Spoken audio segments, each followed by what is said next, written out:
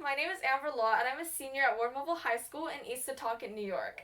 So for my Regeneron STS project, I developed a new computational tool called RiboBase, which identifies key regulatory sites called ribosome pause sites in cells, which regulate protein synthesis. So as a brief overview, many diseases ranging from cancer to Alzheimer's disease are characterized by changes in protein synthesis because proteins determine the functions of cells.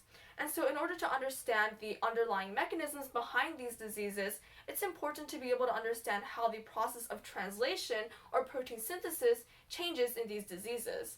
So in translation, these molecular machines called ribosomes move along a messenger RNA transcript, and at some points they'll stop moving, and we call these points ribosome pause sites. Now, ribosome pause sites are important because they allow translation to proceed correctly and that nothing goes wrong. But there's still a lot that we don't know about ribosome pause sites. For example, where are they located within the genome, and what kind of biological links do they have to disease?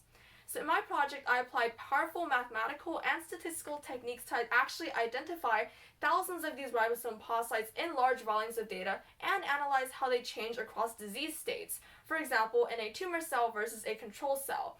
And by doing so, it can reveal a lot of novel and vital insights into how the process of protein translation actually changes across many diseases. And this can allow researchers and doctors to develop new treatments and therapeutics to treat these diseases and save hundreds of lives. So, outside of research, I love to learn K-pop dances. Currently, I'm learning a K-pop dance called Bon Bon Chocolat by the group Everglow. And if any of you guys like K-pop, definitely hit me up and we should learn to dance together.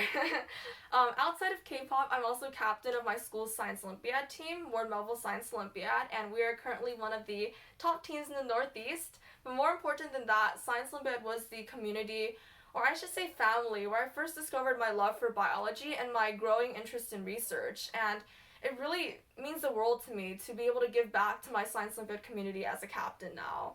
In addition to Science Olympiad, I founded and currently direct a educational STEM nonprofit called Lumina Learning, where I work with a board of instructors and officers to provide free courses to students from around the world. And right now we have 130 students from places like Germany and California who take our courses, and I'm very excited for the future of Lumina Learning.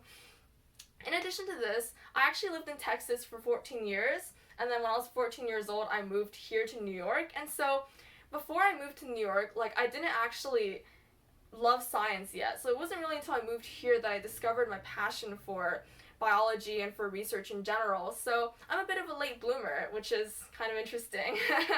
And lastly, ever since I was in 6th grade, I went to math and research camps every summer, and it's really these summer programs that have given me some of the best memories of my life and some of my best friends that I hope will stay with me throughout my whole life. And so for young scientists who want to experience and learn more about their fields, I think going to research camps or math camps during the summer is really an incredible way to find a field you love and go deep.